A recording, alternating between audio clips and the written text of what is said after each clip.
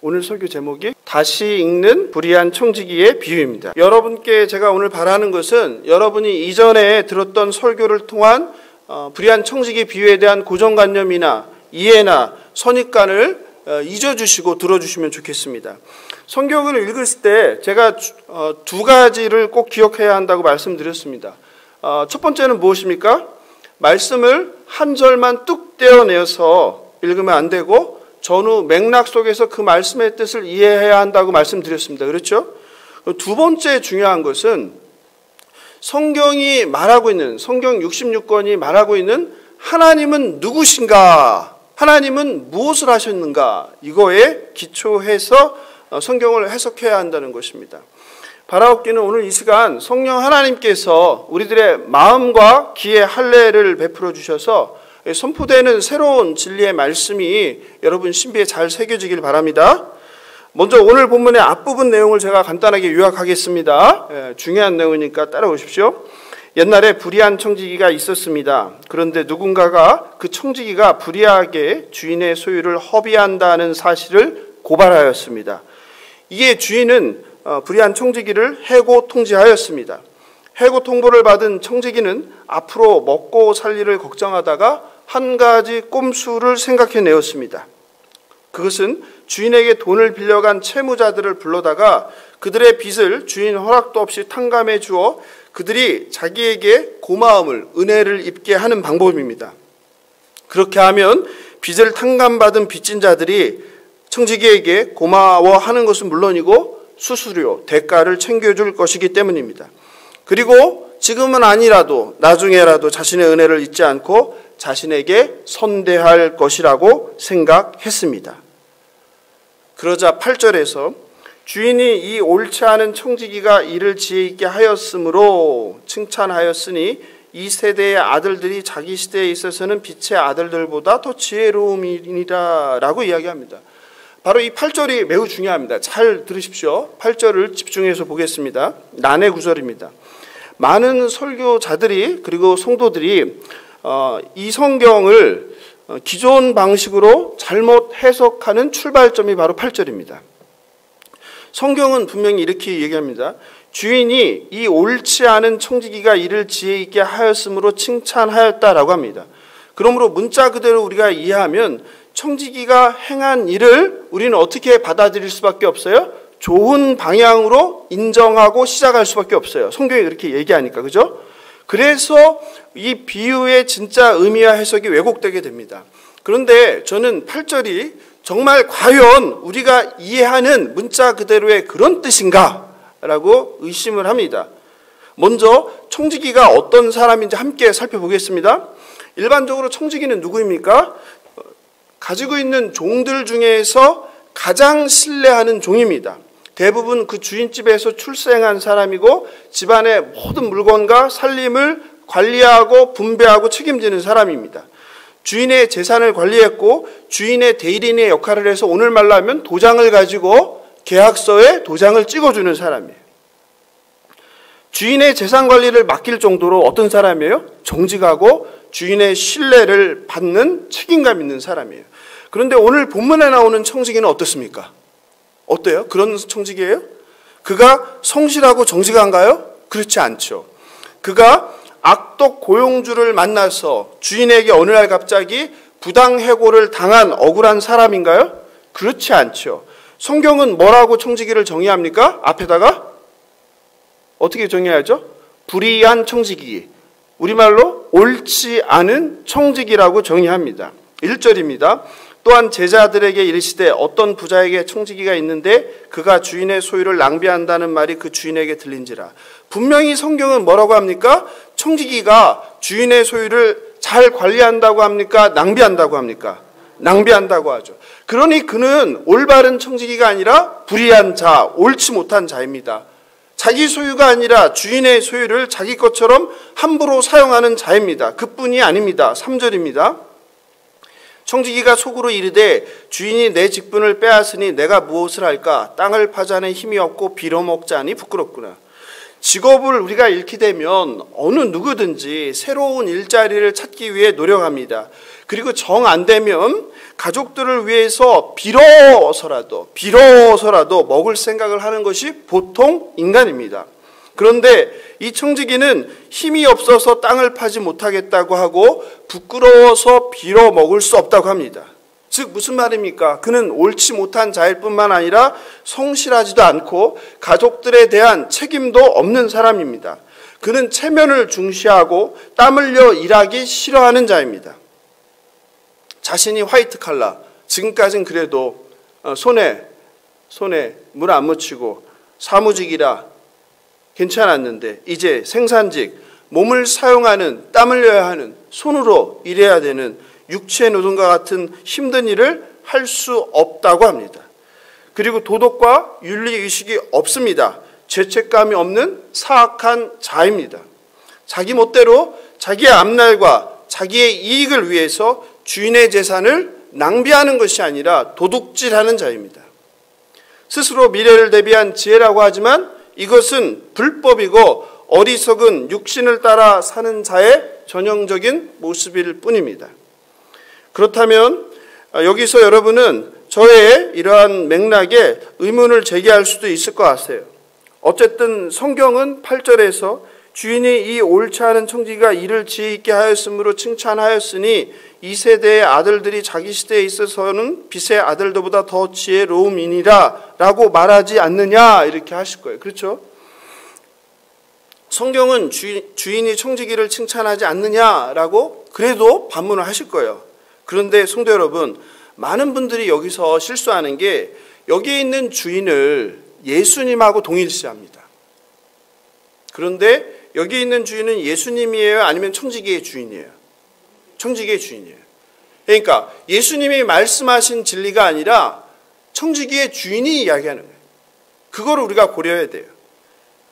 그래서 진리인 예수님의 뜻과 반대되는 생각을 하지 못하는데 여기에서 주인은 예수님이 아니다라는 것을 우리가 기억해야 돼요. 또 우리가 또 살펴봐야 될 것은 두 번째 의문을 또 제시할 거예요. 과연 진짜 칭찬하는 걸까? 이게 진짜 칭찬일까? 왜냐하면 글로 되어 있기 때문에 그 글 속에는 뉘앙스를 우리가 알 수 없어요. 우리가 똑같은 말을 하지만 진짜 그 뜻으로 말을 할 때가 있고 반대로 이야기할 때가 있죠. 그죠? 저는 개인적으로 이렇게 생각합니다. 저는 이 본문이 평소문이 아니라 가벼운 조롱과 냉소를 포함하는 부정적인 의도를 담은 수사 의문문이라고 생각합니다. 수사 의문이라는 것은 무엇이냐면 영어의 의문 중에 수사 의문이라는 것이 있는데요. 예를 들면 who knows와 같은 거예요. who knows. 무슨 말이에요? 누가 알겠습니까? 이런 말이에요. 그 말은 무슨 말이냐면 누가 알겠어? 라고 질문하는 것이 아니라 누가 알겠어? 지금 무슨 말이에요? 아무도 모른다. Nobody knows 이런 뜻이에요. 누가 압니까? 라고 물어보는 게 아니라 아무도 모릅니다. 이런 뜻이에요. 즉 이런 표현이라고 저는 생각합니다. 그런 생각에 기반해서 본문을 제가 개인 사역을 하겠습니다. 한번 들어보십시오. 그 청지기를 믿고 모든 재산 관리를 맡겼더니 세상에 그 나쁜 녀석이 내 돈을 지 맘대로 낭비했어요. 그것을 알게 되어서 그 녀석을 해고한다고 통보했어요. 그런데 이 나쁜 놈이 해고한다고 하니 이번엔 지 맘대로 채무자들을 찾아가서 빚을 탕감해 줬어요. 세상에 어떻게 나 몰래 이런 나쁜 짓을 하지? 아주 자신의 이익을 위해서는 잔머리를 굴려서 이를 얍삽하게 하는 녀석이야. 하여튼 이 녀석의 잔꾀와 술수는 당할 수가 없다니까. 요즘은 정말 누구 하나 종을 믿고 돈을 맡길 수가 없다니까. 세상 사람들은 확실히 믿는 사람들보다 절대 손해보지 않으려고 머리를 얕게 쓰는 데는 당할 수가 없어. 성도 여러분, 제가 지금 개인 사역을 했는데요. 본문을 뉘앙스를 살려서 쉽게. 이것은 제 개인의 주장이라고 생각할 수 있을 텐데요. 그렇지 않습니다. 실제로 우리가 보는 게 개역개정 성경인데요. 공동번역 성경이 있습니다. 공동번역 성경으로 제가 8절을 읽어드리겠습니다. 같이 보십시오. 자막에도 나오니까 한번 보십시오.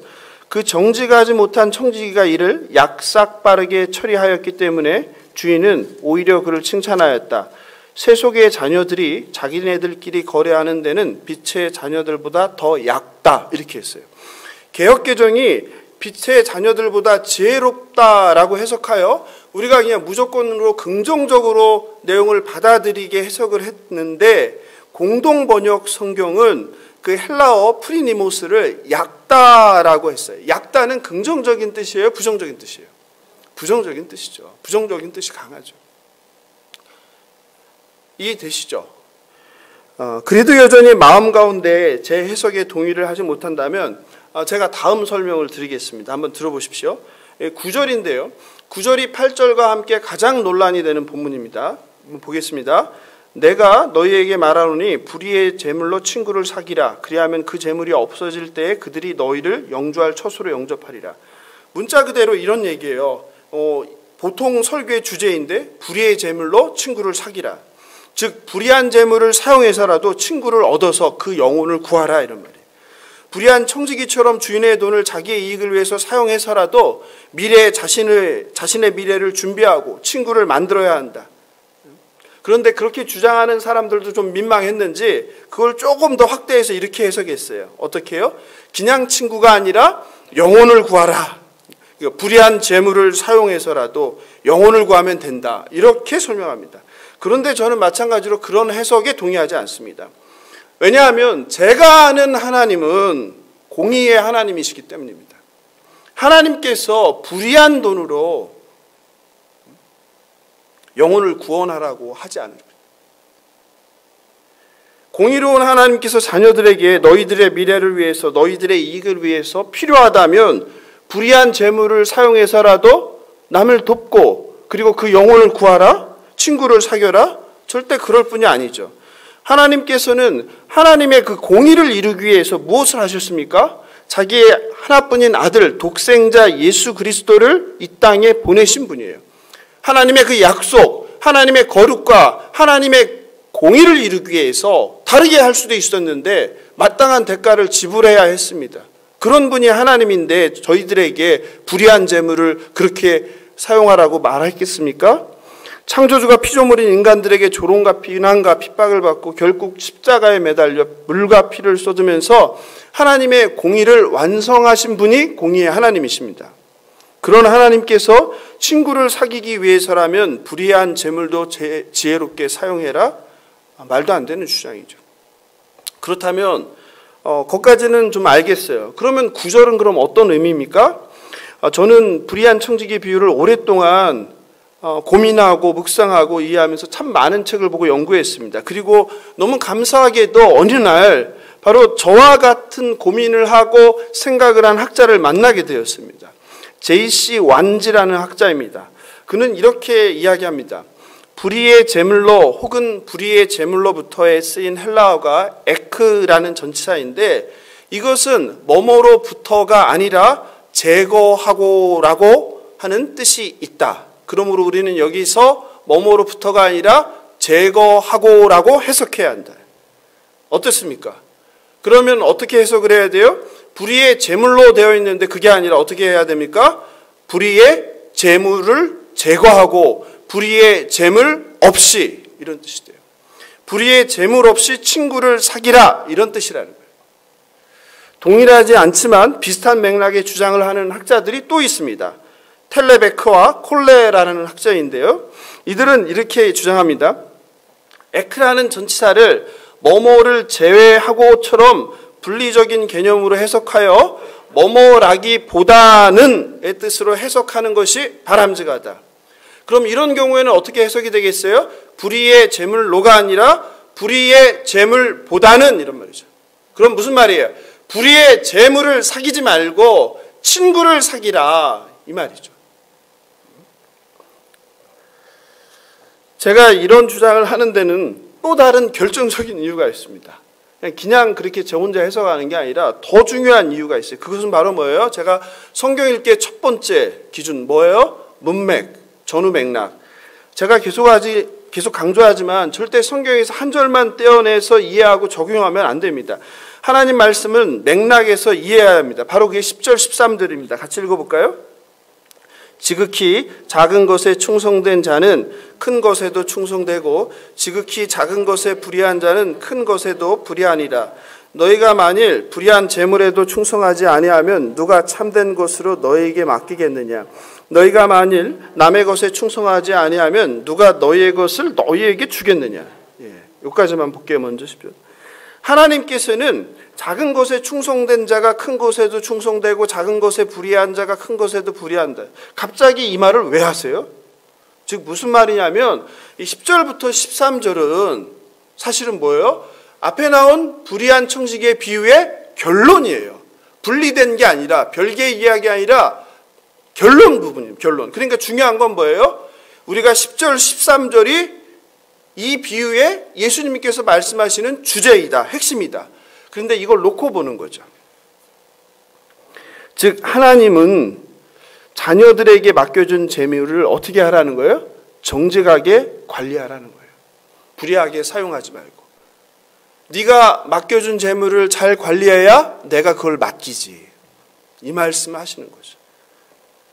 오늘 본문에 나온 청지기는 불의한 자입니다. 왜냐하면 그는 자신의 청지기로서의 책임과 성실을 위반하였습니다.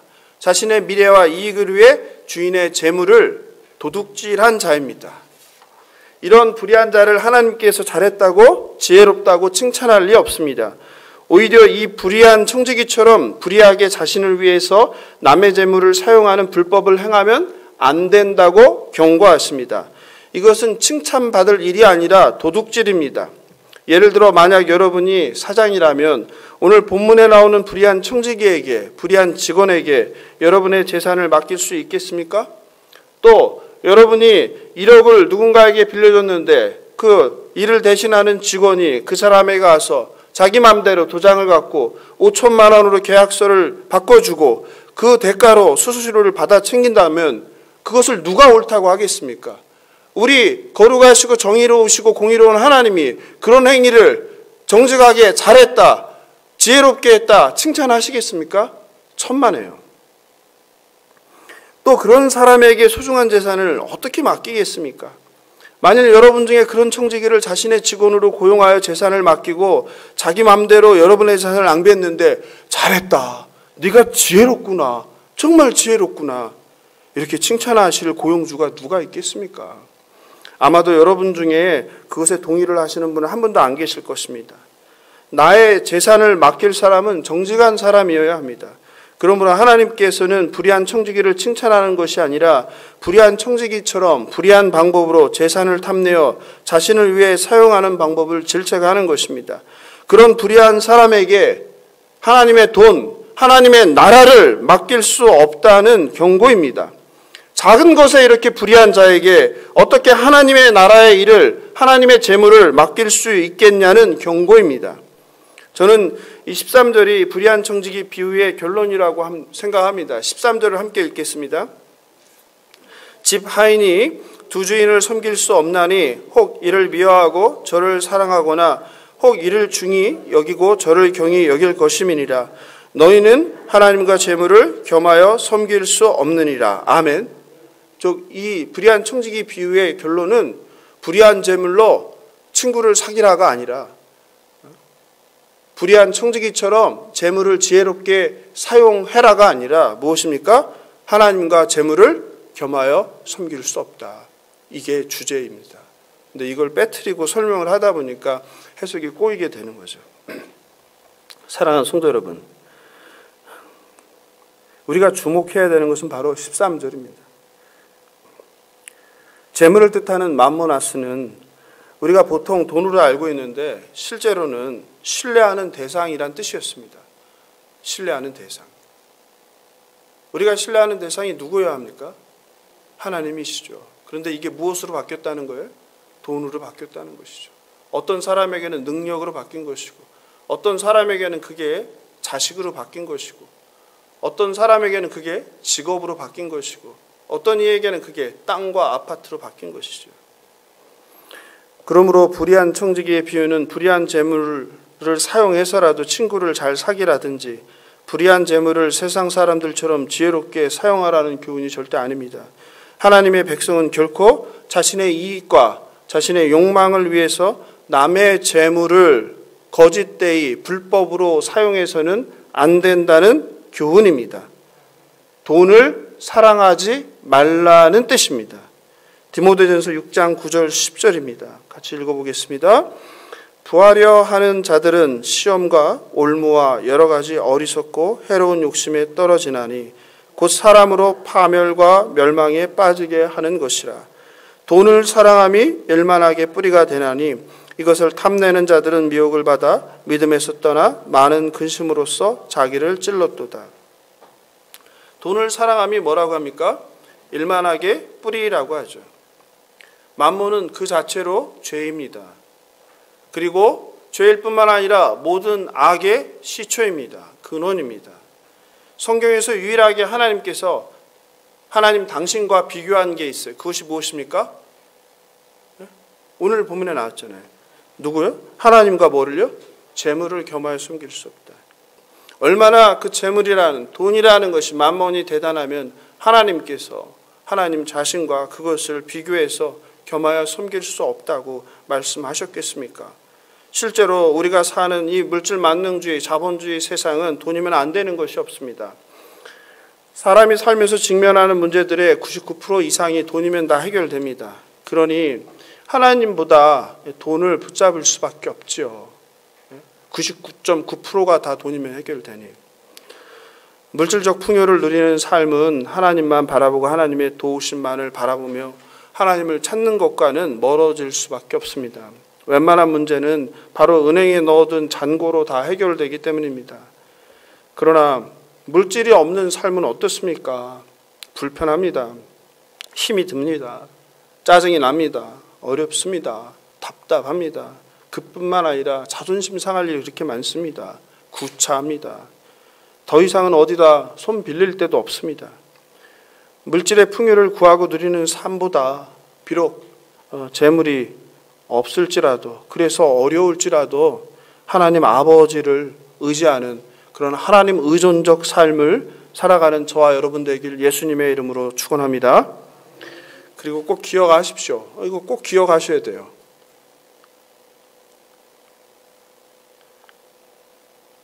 가난하다고, 내가 형편이 어렵다고 무조건 하나님만 바라보고 하나님 의존적 삶을 사는 것은 아니에요.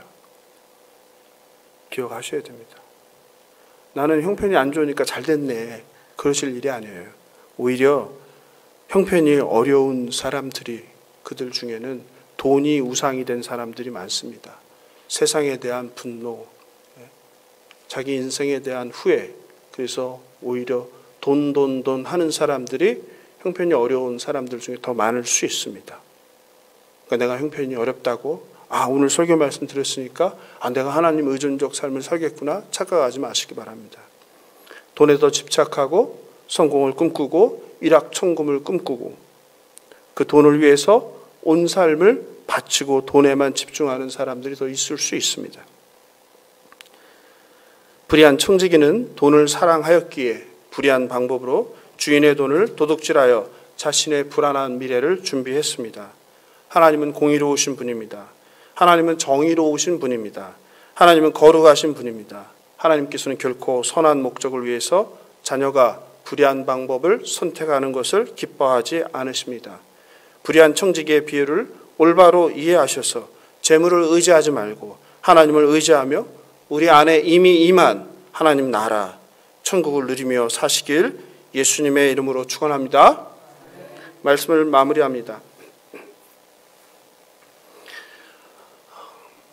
뭐로 가도 서울만 가면 된다라는 말이 있습니다. 그렇죠? 끝이 좋으면 다 좋다. 목적이 수단을 정당화한다라는 말이 있습니다. 그렇죠? 우리 사회가 이야기하는 거죠. 이런 말 많이 하시죠? 자녀들 교육하면서 많이 하셨죠? 사업하면서 직장 다니면서 이런 말 많이 하셨죠? 그런데 이런 말들은 세상의 속삭임입니다. 세상의 가치입니다. 하나님 나라의 원리, 하나님 나라의 가치가 아닙니다. 인본주의 사상이고 자본주의가 말하는, 돈이 말하는, 권력이 말하는, 세상이 말하는 이야기입니다. 하나님께서는 뭐로 가도 서울만 가면 된다고 말씀하지 않으세요. 바르게 가야지 서울을 간다고 이야기하세요. 끝이 좋으면 다 좋은 게 아니라 과정도 중요하다고 말씀하세요. 목적이 수단을 정당화하는 것이 아니라 목적뿐만 아니라 수단도 옳아야 된다고 말씀하시는 게 하나님이십니다. 로마서 14장 17절 같이 읽어볼까요? 하나님의 나라는 먹는 것과 마시는 것이 아니요 오직 성령 안에서 의와 평강과 희락이라.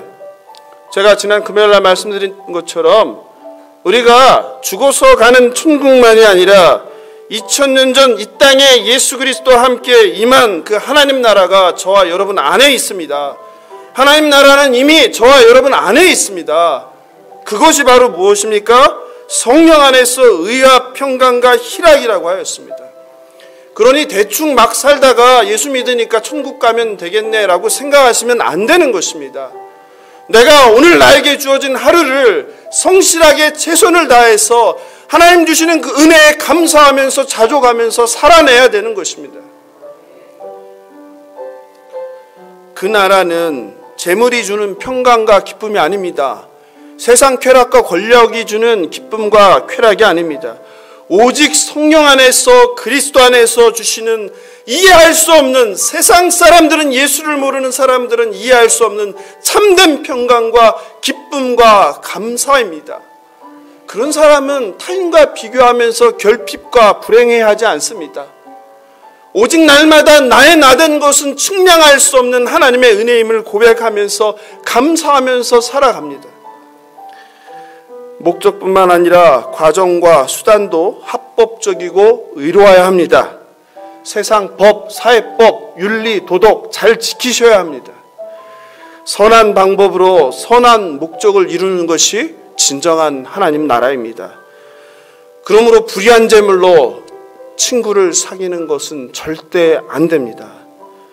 자신의 이익을 위해서 주인이 맡기신, 하나님 맡기신 재물을 허락 없이 낭비해서는 안 됩니다.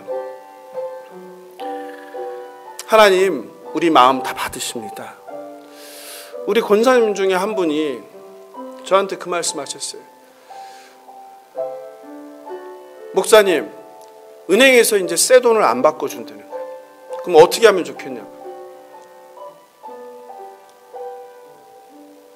하나님께 드리는 그 헌금을 새 돈으로 드려야 되는 거예요. 하나님께 이 물질을, 내 마음을 드리는데 이게 구겨지거나 사람 손에 때가 타면 안 되는 거예요. 하나님, 지금 세상은 말도 안 돼. 뭐 그렇게까지 할 필요가 있어. 하지만 그게 마음이에요. 그게 정성이에요. 하나님께 드리는 1,000원 한 장이라도 5,000원 한 장이라도 내가 정말 마음을 담아서 그냥 주일날 와서 그냥 주머니에서 그냥 구겨서 이렇게 하는 게 아니라 미리 준비해서 은행에 가서 새 돈으로 준비해서 단돈 1,000원을 드리더라도 정성을 드리는 그 마음을 하나님이 기뻐하시는 거예요. 그게 하나님 나라예요. 제가 그 이야기를 듣고 저도 반성했어요. 목사님, 저도 그렇게 안 하거든요. 정말 부끄러웠어요. 근데 우리 믿음의 선배들, 우리 어르신들 옛날에 다 그랬잖아요. 그 얘기 많이 들었거든요. 장로님 그렇죠? 예? 돈을 뭐 다리미로 이렇게 달아서라도, 그죠? 우리가 너무 풍요롭게 되면서 그 하나님을 향한 진심 어린 마음을 잃은 거 아니겠어요? 심지어는 그러시더라고요. 나는 절대로 하나님을 위해서 미리 준비한 돈은 아무리 급한 일을 해도 절대 손을 안 댄다는 거예요. 아니 어떻게 그럴 수가 있어요? 급할 땐 또 꺼내서 쓰고 채우면 되죠. 그리고 이거는 하나님이 다 내게 준 거라고. 제가 볼 때는 형편이 어려우신데 너무 감사하다고. 내가 가장 복 받은 사람이라고. 이 세상에 나보다 복 더 받은 사람 있으면 나와보라고 하는데 그게 진정 천국입니다. 그게 하나님 나라입니다. 그 하나님 나라를 저와 여러분이 경험하며 살길 예수님의 이름으로 축원합니다. 재물을 탐하여 불의한 방법으로 자신의 내일을 준비하는 불의한 청지기가 되지 마십시오. 하나님 의존적 삶으로 주님께서 맡겨주신 재물을 자신을 위해서가 아니라 하나님 나라를 위해서, 불쌍한 이웃을 위해서 정직하게 성실하게 사용하는 선한 청지기 되시길 예수님의 이름으로 축원합니다. 예수님이 주인이 아니라 혹시 내가 돈을 붙잡고 있다면 세상을 붙잡고 있다면 이 시간 내려놓으시기 바랍니다. 오직 내가 의지하고 믿을 것, 바라볼 것은 창조주 하나님만, 하나님이심을, 예수 그리스도이심을 믿으시고 오직 예수만 붙잡게 해달라고 이 시간 찬양하고 기도하면 좋겠습니다. 오늘 말씀 생각하면서 찬송하고 기도하면 좋겠습니다. 내가 주인 삶은 함께 아시는지 모르겠습니다. 같이 찬양 보면서 드리겠습니다.